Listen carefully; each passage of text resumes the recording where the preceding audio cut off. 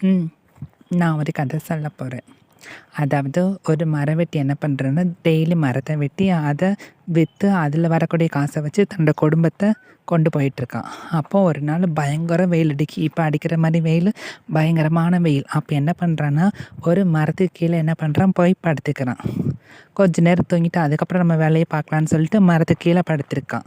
So, அப்போ அண்ணன் ரொம்ப கண்ணு அசந்து தூங்கிட்டாரு.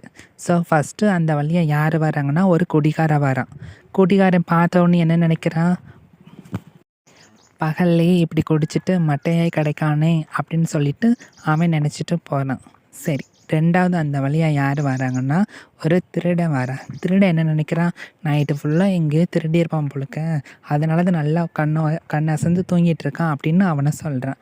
3வது அந்த வழியா யார் வராங்கன்னா, ஒரு விவசாயி வராரு.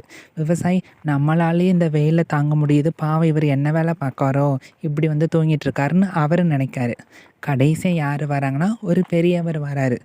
ச்சே, இந்த மாரி ஆட்கள் இந்த நேரத்துல இப்படி தூங்கிட்டு இருக்காங்களே, இவங்களால தான் நாடு நாசமா போகுது. ஒரு வேலை செய்யாம இப்ப இந்த டைம்ல இப்படி உறங்கிட்டு இருக்கானேன்னு அவரு நினைக்கிறாரு. ஸோ, இப்ப இந்த 4 கதை. இந்த 4 கதையிலேருந்து நம்ம என்ன தெரிஞ்சுக்கிட்டோம்? அவங்கவங்க எண்ணத்துக்கு ஏற்ப தான் லைஃப் வந்து போகுது.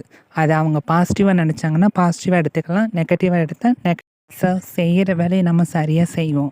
அது கிடைக்கும், கிடைக்காம போகுது. கண்டிப்பா நம்ம செய்யற வேலை கண்டிப்பா ஒரு நாள் நம்மள நல்ல உயரத்துக்கு கொண்டு போகும். பிடிச்சிருந்தா லைக் பண்ணுங்க, ஷேர் பண்ணுங்க, சப்ஸ்கிரைப் பண்ணுங்க. ஓகே, பாய், டேக் கேர். எல்லாருக்கும் நல்லதாகவே நடக்கும். எதை நினச்சி ஃபீல் பண்ணாதீங்க. ஓகே, பாய்.